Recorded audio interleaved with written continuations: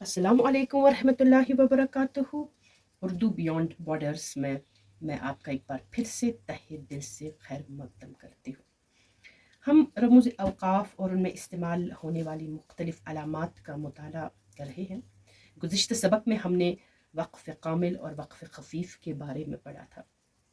हमने जाना कि वक़्फ़ कामिल को अंग्रेज़ी में फुल स्टॉप कहा जाता है। ये किसी मुकम्मल जुमले के इख्तिताम पर लगाया जाता है।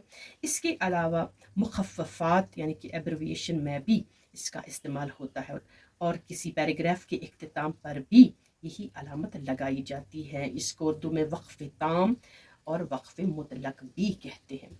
इसके बाद हमने वक़्फ़ खफ़ीफ़ का मुताला किया था। हमने देखा कि ये एक ही जुमले के मुख्तलिफ़ हिस्सों के दरमियान मुख्तसर वक्फ़ा ज़ाहिर करने के लिए इस्तेमाल होता है।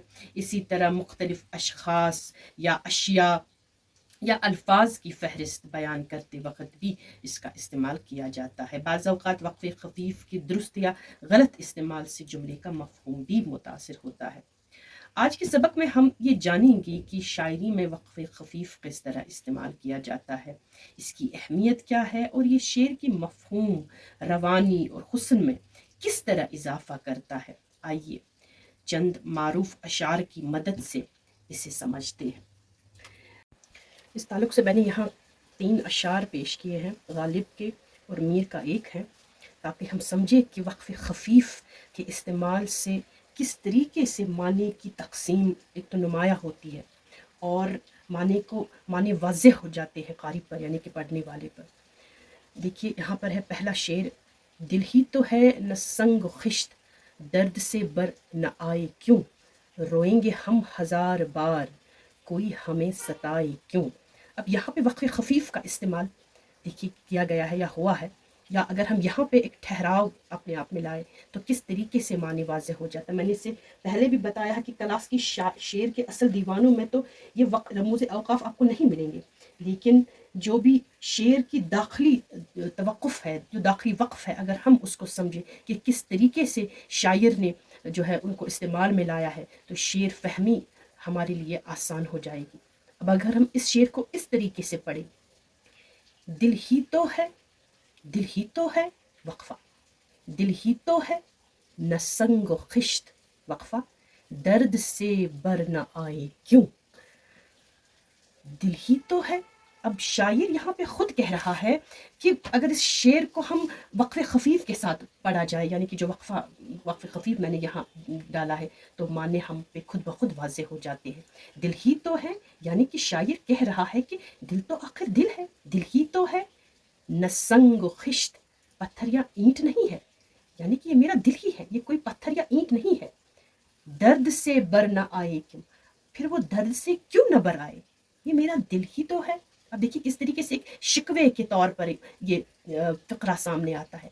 दिल ही तो है न संग खिश्त, ये मेरा दिल ही तो है, न संग खिश्त, कोई पत्थर और ईंट तो नहीं। दर्द से बर न आए क्यों, तो ये क्यों न दर्द से बर आए, ये मेरा दिल है। तो यहाँ पे ये छोटा सा वक़्फ़ ख़फ़ीफ़ किस तरीके से माने को वाज़ेह करता है।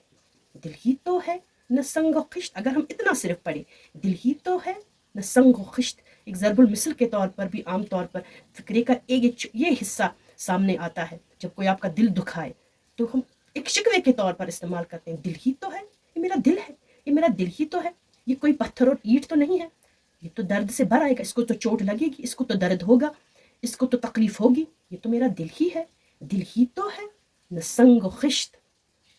यहाँ पे भी एक वक़्फ़ ख़फ़ीफ़ है, दर्द से बर न आए क्यों, रोएंगे हम हज़ार बार। यहाँ पे एक वक़्फ़ ख़फ़ीफ़ का इस्तेमाल फिर से आया है, ठहराव है, रोएंगे हम हज़ार बार, कोई हमें सताए क्यों। हम हज़ार बार रोएंगे, जितनी बार हमारा दिल दुखेगा, जितनी बार हमें तकलीफ़ पहुँचेगी, जितनी बार हम दर्द महसूस करेंगे, हम हज़ार बार रोएंगे, क्योंकि ये दिल ही तो है, ये कोई पत्थर और ईंट तो नहीं है। कोई हमें क्यों कोई मुझे परेशान करेगा, क्यों कोई मुझे सताएगा, मैं तो रोऊंगा, एक बार नहीं, दो बार नहीं, हज़ार बार रोऊंगा, जितनी बार दिल दुखेगा, जितनी बार तकलीफ होगी, उतनी बार रोऊंगा। लेकिन सारा जोर इस शेर में पहले मिसरे के इस हिस्से पर है, ये जो जज्बाती दबाव शायर ने कायम किया है, दिल ही तो है, दिल ही तो है न संग खिश्त।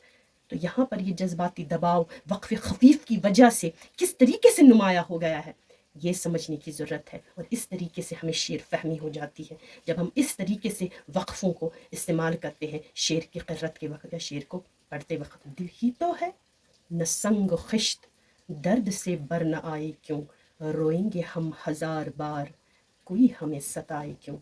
یہ تو غالب کا شعر ہے۔ اسی طریقے سے میر کا شعر ہے، آپ دیکھیے کس طریقے سے موسیقیت پیدا ہو گئی ہے ان کی اس شعر میں، اور کس طریقے سے جو انہوں نے دہرایا ہے الفاظ کو۔ پتا پتا بوٹا بوٹا حال ہمارا جانے ہے، جانے نہ جانے گل ہی نہ جانے باغ تو سارا جانے ہے۔ تو کس طریقے سے ایک موسیقیت ہے شعر میں، اور کس طریقے سے معنی کھل رہے ہیں، یعنی کہ شاعر اپنے محبوب سے جو ہے براہ راست نہیں بالواسط ایک شکایت کر رہا ہے، پتا پتا بوٹا بوٹا حال ہمارا جانے ہے، یعنی کہ اس چمن میں، اس باغ میں چھوٹی سی چھوٹی چیز سے لے کر بڑی سے بڑی چیز، چھوٹی سے چھوٹی چیز تک میری حالت زار سے واقف ہے۔ پتا پتا بوٹا بوٹا حال ہمارا جانے ہے، جانے نہ جانے، ایک گل ہی ہے، ایک پھول ہی ہے اس باغ میں جو میری حالت سے واقف نہیں ہے، باقی تو ہر کوئی چھوٹی سے چھوٹی چیز میری اس حالت زار سے واقف ہے۔ پتا پتا بوٹا بوٹا حال ہمارا جانے ہے، جانے نہ جانے گل ہی نہ جانے باغ تو سارا جانے ہے۔ آپ دیکھیے کیسا ردم، کیسی موسیقیت پیدا ہو گئی ہے وقفوں کے ان استعمال سے۔ ایک اور شعر ایسا ہی غالب کا میں نے یہاں پہ لیا ہے، تو میں اس کو وائنڈ اپ کروں گی وقف خفیف کے اس سبق کو، لیکن میرا مقصد یہی ہے کہ آپ اس رموز اوقاف کی اہمیت کو سمجھیں، اور کس طریقے سے ہم اس کو شعر میں سمجھ سکتے ہیں یا نثر میں سمجھ سکتے ہیں، اور کس طریقے سے ہم خود اس کو بیان کر سکتے ہیں۔ بوئے گل نالے دل، دودِ چراغ محفل، جو تیری بزم سے نکلا سو پریشان نکلا۔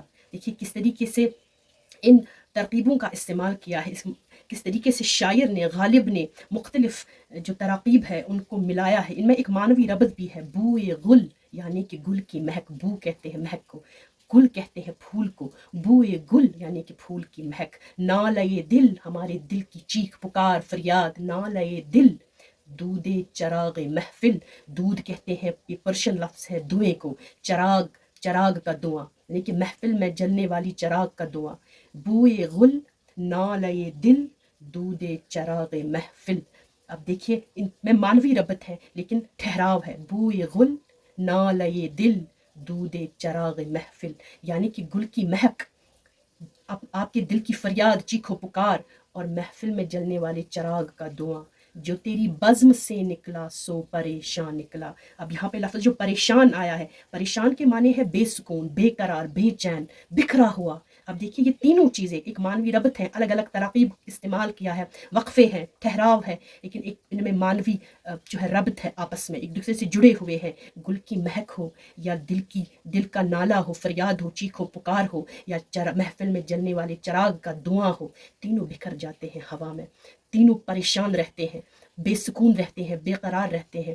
اس شعر کو ہم کئی مفاہیم میں لے سکتے ہیں۔ شاید کے ایک معنی لے سکتے ہیں، میرے محبوب کی محفل میں جی اس بزم میں جو بھی نکلا، ٹھیک ہے نا، جاندار تو جاندار چیزیں، بے جان چیزیں بھی جو نکلی وہ پریشان نکلی، بے قرار و بے سکون نکلی، چاہے وہ بوئے گل ہو، نالے دل ہو، دودِ چراغ محفل ہو۔ اس طریقے سے معنی لے سکتے ہیں، یا اس طریقے سے لے سکتے ہیں کہ شاعر نے تشبیہ کا استعمال کیا ہو بوئے گل نالے دل اور دودِ چراغ محفل کو لے کے، یعنی کہ جب یہ بوئے گل نالے دل اور دودِ چراغ محفل جو ہے جس طریقے سے یہ پریشان رہتے ہیں، بے قرار، بے چین و بے سکون اور بکھرے ہوئے رہتے ہیں، اسی طرح سے میرے محبوب تمہاری بزم سے، تمہاری محفل سے جو بھی عاشق نکلتا ہے وہ بھی انہی کی طرح پریشان نکلتا ہے، یعنی کہ وہ بھی بے چین، بے سکون اور بے قرار اور بکھرا ہوا رہتا ہے، اس کو بھی کوئی راہ منزل نہیں ملتی ہے۔ تو اس طریقے سے اصل میں مجھے بتانا تھا کس طریقے سے وقف خفیف کا استعمال جو ہے شاعری میں کیا گیا ہے۔ میں آپ کو بتاؤں کہ یہ شاعری میں یہ سختہ یا یہ وقف خفیف صرف علامت نہیں بلکہ معنی کی تنظیم ہے، اور غالب اور میر دونوں کے ہاں بعض مقامات پر وقفہ شعر کے جذباتی دباؤ، خطاب یا معنی کی تہ کو واضح کرتا ہے، اور یہ میں آپ کو کہوں یہ محض معنی کی تقسیم ہے۔ امید ہے آپ کو یہ سبق پسند آیا ہوگا. اب اگلے اسباق میں ہم اور علامات جو ہے ان کا مطالعہ کریں گے. تب تک کے لیے دیجیے اجازت. اللہ نگہبان.